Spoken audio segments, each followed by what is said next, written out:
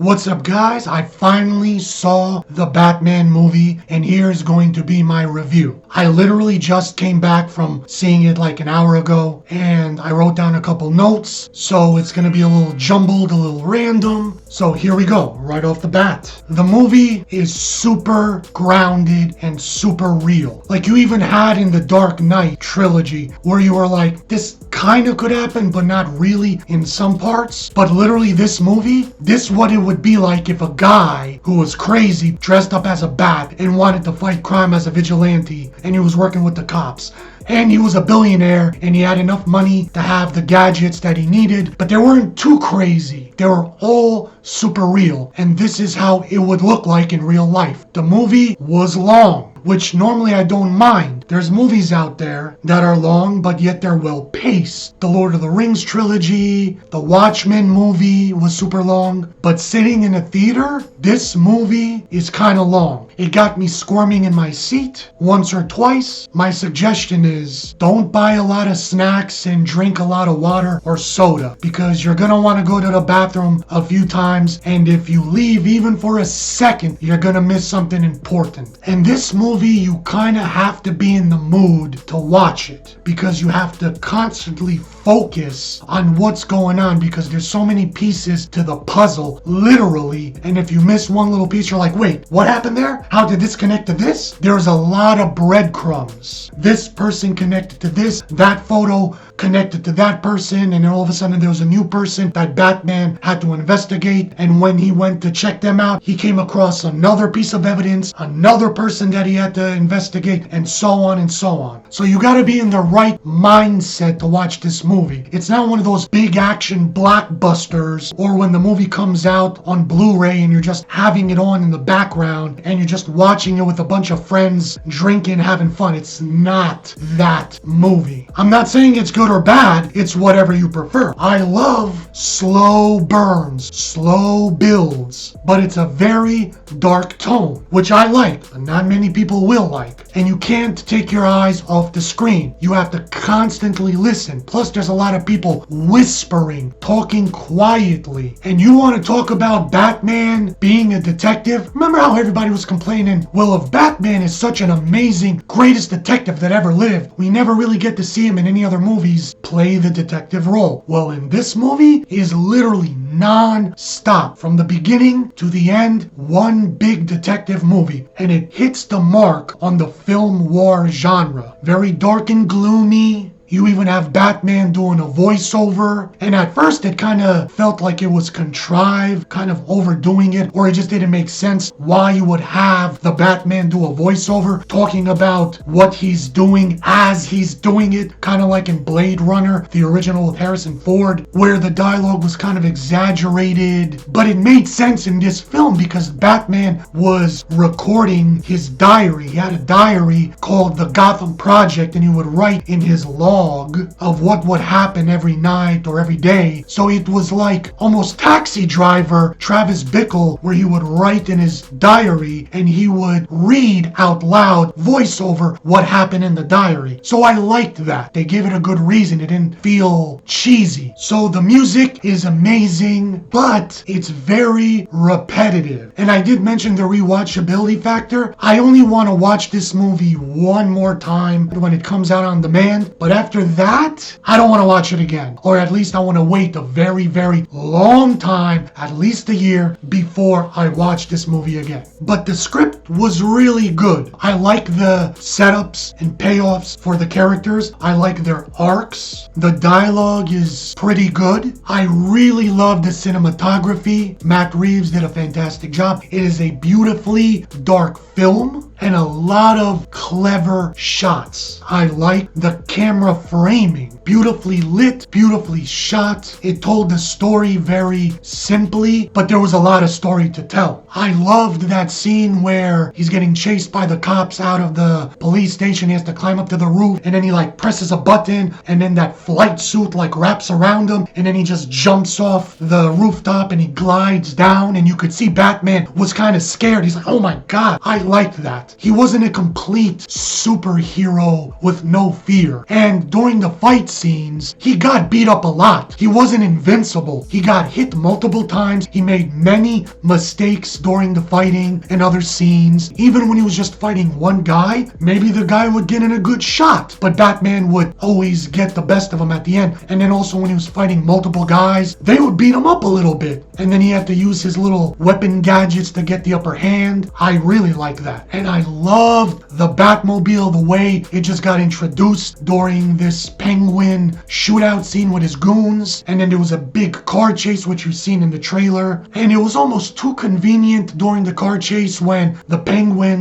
set up a blockade of all these cars and overturned tractor trailer with an explosion. But it just so happened that one of the tractor trailers had a ramp that so conveniently fell in the right position for the Batmobile to fly over everything. I liked it, but it was a little convenient. We need more Batmobile. That was sick. The muscle car, almost like Fast and the Furious. Really cool. They didn't overdo it with the Batmobile gadgets. He had bulletproof windows, but he didn't have no Gatling guns. He didn't have no weird stuff on his tires that came out and tripped people or blew stuff up. There was no bat plane, no bat copter, no bat boat, no bat submarine, but that's probably for the sequel. And I like how at the beginning the Batman was feared even by the cops. They were like, who is this freak, this weirdo? I can't believe Gordon is working with him. But then by the end, everybody kind of warmed up to him. The cops warmed up, even the people. And there was this underlining theme of bring the bad into the light. And they literally did that with the Batman, where you at first you would only see him at night in the shadows, in the dark. But then at the end, you see him in the daylight. He's helping people with the police during this big flood explosion in the aftermath. He's helping people out of the rubble, and it's the daylight. And people actually ask for his help, and he helps them. They don't fear him anymore. Very good arc. But what I hated was that if you've seen the 3 trailers, you've basically seen 90-95% of the entire movie. And I feel really bad for those people that also watched every single TV spot and behind the scene footage and foreign trailers and foreign TV spots, because literally that was the entire movie, other than 5% of little details here and there. So I tried to stay away from spoilers and a lot of the TV spots, even though I did see the 3 trailers, but they basically showed the beginning, middle, and end, especially the end in the trailers. So when I was watching the film, I was like, oh, I seen that scene. I remember that when he said that. I remember that in that trailer. They showed too much in the trailers, so it wasn't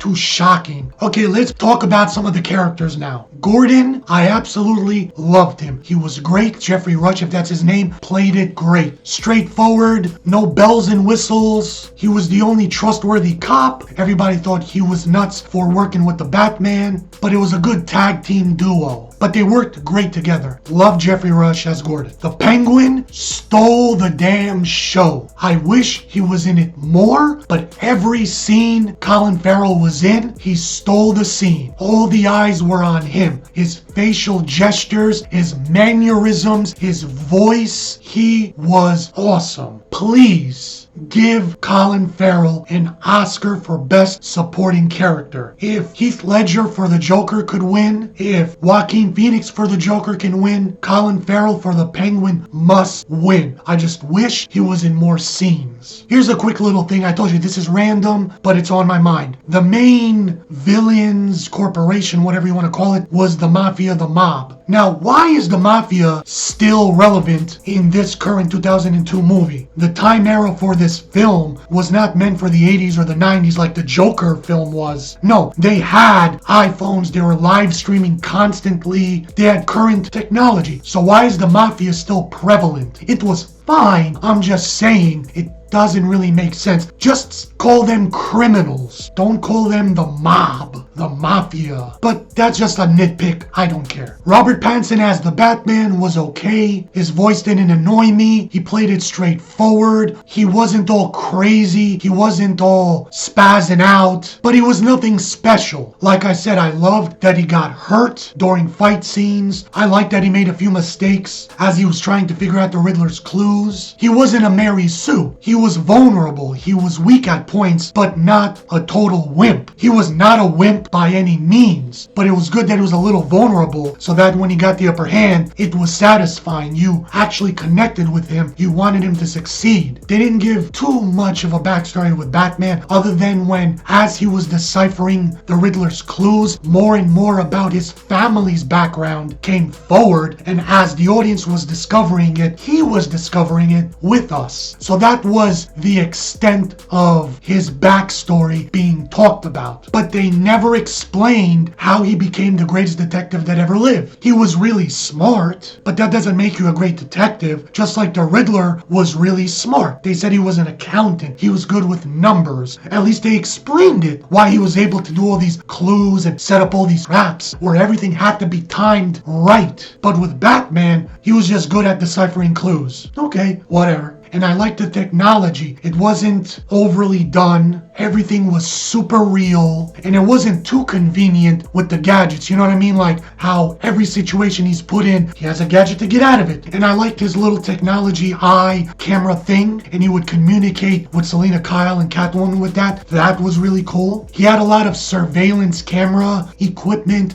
and listening equipment. Very grounded. I liked it. And his weapons weren't too crazy. Basic grappling gun, no guns that would harm anybody. He had some adrenaline injection sticks, but that's about it. No bombs, no ridiculous gadgets or convenient gadgets, so that was good. Robert Pattinson as Batman was kind of boring. Not really that memorable. He was cool, very different, but I'm not sure if this different is good or bad. Maybe some people will love him, but I kind of already forgot his mannerisms or him being Batman. Now him as Bruce Wayne, to me, he stunk. I didn't care that he was super emo. That was a different direction that Matt Reeves wanted to go in, which was fine. He was kind of like a mute, a recluse, like he barely spoke. He barely had any facial gestures or noticeable mannerisms. So he was very forgettable as Bruce Wayne. Alfred was really cool, but he was in it for very little. I liked that he was a little hands-on helping Batman decipher the clues, but other than that, he was mostly at Wayne Manor or Wayne Tower, just sitting at his desk, figuring out the clues, maybe serving up some lunch, maybe cleaning up, but that's it. But I like his arc. It was very subtle. At first, Bruce Wayne didn't like his father because he didn't know the history behind what his father was doing, and all he had was Alfred, and they got into a little argument, and Batman was like, "Stop trying to be my father, you're not my father." But by the end, after he got blew up and he was in the hospital, he's like, "I did the best I could. I tried to be a father to you because that's what you needed, because that's all you have." And they ended up like holding hands, and I guess Bruce Wayne was like, "Yeah, you're a pretty good guy. The best father I guess I had." Some like subtly, he didn't say it, but I guess they implied it. So the arc was good, but we needed more Alfred in it. Okay, let's talk about Catwoman. Zoe Kravitz is super hot. I just gotta say that. She definitely played both sides of the fence. She was trying to seduce Batman. She even kissed Batman, and towards the end Batman was kind of falling for her, but he was trying to back off because he didn't want to like get in too deep with her, because at first he didn't know, should I trust her, should I not? I liked her backstory. She was the only one that actually got a full in-depth backstory, and she was kind of key to the plot. She was a big piece, especially to Batman figuring out in connection with his father. You had Carmine Falcone, which were her father, and she hated him because he basically got with his mom. She was just working at the club as a waitress, and he kind of used her, but then he ended up strangling her to death, and he kind of abandoned Selina Kyle. She was an orphan, kind of like Bruce Wayne, after his parents got killed, and she was trying to figure out the pieces to the puzzle with her backstory, but it kind of connected with Batman. And there was this other waitress friend of hers that Falcone killed, and she was trying to figure out why, and she wanted to kill Falcone, and she ended up shooting him, but he didn't die. Now, in this movie, Catwoman is a Mary Sue, absolutely, at least when it comes to fighting the bad guys. Because like I said, with Batman, he was constantly getting punched and hit and making mistakes. Even when he was fighting one guy or multiple guys, he was getting beat up but then didn't get the upper hand. But Catwoman, she kicked everybody's ass. She was fighting multiple big muscular henchmen, and she would take them out with one kick, one punch, one grappling move. She was an MMA master. And there was only 2 times that someone laid a hand on her, and that was when she was distracted and they hit her from behind with a weapon. Falcone hit her from behind with a pool stick, and he was trying to kill her, strangle her to death, and he was about to do it, but Batman came and saved her. And then later on, Batman was getting shot point blank with a double-barrel shotgun, and he was about to die, but then Catwoman returned the favor and saved him. And also at the ending, before Batman showed up, she was beating up like 20 snipers at once, and then one of the Riddler snipers, again from behind when she was distracted, hit her with a weapon, and she was about to get shot, but then Batman showed up and saved her. But she didn't push Batman around. She tried to talk down to Batman, but he stood his ground and gave it right back to her, so that was cool. She didn't outsmart Batman, she didn't trick Batman, she didn't set up Batman, so that was good. The only Mary Sue thing was that she beat up all the guys, and she did have one woke moment scene when she was like, I'm sick of these white male privilege and these rich white males, or whatever she said. It was a little annoying, but it was that one scene. Her underlining backstory was the sins of her father, evil rich white father, mob businessman, and all these evil white rich businessmen that she was trying to seduce at the club for tips because she was a waitress. She was being used by the Penguin, and she was being basically passed around to all these high-powered political rich white millionaires, billionaires. That got kind of annoying, but whatever. But same with Batman, his evil rich white daddy was the cause of everything, and that was kind of annoying, but I looked past that. So she was a little woke, but she was super hot. I liked her. She was cool. Bella Real, on the other hand, she is super woke. Luckily, she was barely in the movie. She had 2 main scenes and then a little sprinkle at the end, but all 3 of those scenes, super woke. I don't want to hear in the comments that she wasn't. Kiss my ass. She was super woke. She was talking down to Bruce Wayne. She was talking down to Gordon. She was talking down to every white male. She was basically a ripoff of Michelle Obama, but less manly. But she was running for the mayor position against the evil white mayor who got like duct taped and killed. Even at the end when there was a big flood and there were snipers everywhere, and Gordon was like, listen, we gotta get you to safety. And she's like, hold on, Gordon. That's what's wrong with Gotham and everybody here. Everyone's afraid to stand up to the mob. Well, I'm gonna step up to the mob and show them how it's done. She literally said that. Get out of my way, Gordon. And she walks out there on stage trying to be all tough and brave, and she gets sniped. She doesn't get killed, and then she gets like stuck in that flood with all the debris, and then I thought she was dead for sure. No one can survive that. But nope, she survived that. And even at the end, after all the aftermath, she's there giving a triumphant, strong, female empowered speech, how we're gonna have real change, and she's here to save Gotham from the evil white criminals. So now let's talk about the Riddler. He was barely an afterthought. He was barely in it, meaning screen time, screen presence. They showed a lot of his video messages that he would leave for Batman, and he would do these quick live streams, but it was a little too much of that. I was expecting just a few of those little videos and then he'd show up. He was more of a background character, even though he was the main villain. But Paul Dano was great. Very subtle with his facial tics, mannerisms, his voice inflection. I could see hints of Jim Carrey's The Riddler. And what I mean is, Paul Dano would do this like thing with his voice. He would do multiple octaves, high and low, within just a few span of sentences. And he would start giggling kind of ridiculously, but then he would like bring it back all serious again. And just like the trailer, he purposefully got caught. But right when they like arrest him and they smush his face against the counter, he does these like weird twitches and tics with his face and eyes, which right away when I saw that, I'm like, yo, this guy is crazy. You don't know if he knows exactly what he's doing or if he's just making it up as he goes along, but you want to stay away from this guy. But he was extremely underused because he would just leave phone messages and live streams, and then he purposefully got caught, thrown into the asylum. Batman talked to him him a little bit. Batman didn't say much. He just let Riddler ramble and ramble and ramble. They made you think that he knew Batman's identity because he would constantly say Bruce Wayne, and you thought he was revealing his identity. But he wasn't. He was just saying that I haven't caught Bruce Wayne in my traps yet, which didn't make sense because he got everybody else. But for some reason, he didn't figure out all the ways and the traps to catch Bruce Wayne. So I didn't get that part. But his whole plan was to get caught and then be in asylum with Batman as the explosions went off and all the water flooded from the river around Gotham and it flooded everything. And he wanted to watch that with Batman. But Batman ended up saving everybody. So that kind of ruined his master plan. But they focused too much on Catwoman and too much on detective work when they could have focused more on the Riddler since he was the main character. There were only sprinkles of him. It was very slasher vibe film, very dark thriller, 7 movie type film. And at the end, he did this final video where he was trying to recruit this quote unquote, as the movie said, fringe group of thinking people, aka alt-right, almost like the Q group. It was very subtle, but I caught that. And all his henchmen were basically fringe followers that listened to what he said for them to dress up like him in the Riddler costume and get sniper rifles and try to assassinate Bella Real during her victory speech. Of course they failed, but it was very school shooter-ish vibe that I got. And by the way, every single villain was white. It was in your face. So was the movie woke? About 25%, but the movie was so long and it spent so much time on detective work that they didn't really do too much woke stuff. So let me explain the wokeness. Right when the movie starts, you had that small group of thugs with the painted faces. All of them were white, except for that one Robin-looking character kid from Teen Titans. And they were doing the knockout game. And they were trying to pick a victim. And who did they pick? Of course, an Asian man. So all the white thugs were trying to convince that black thug, hey, go knock out that Asian guy. And that one thug was hesitant. He didn't really want to do it. And then that's where you have the scene where Batman shows up and they're like, who are you supposed to be? And they beat the shit out of that one thug. And like I said, every single villain is an evil white guy. And it's right in your face. The Riddler and his evil white henchmen are basically school shooters with sniper rifles. All the evil white politicians, all the evil white mob members, all the evil white billionaires, evil white daddy for Bruce Wayne, which I was right about, evil white daddy that killed Selena Kyle's mom, and it was constantly mentioned. It got annoying, and even all the cops that were corrupt, they were white. And again, Selena Kyle mentioning she's sick of white male privilege, and then they even subtly mention that the Riddler is gathering a fringe alt-right group, Q members, and again, Catwoman beating up all the evil white guys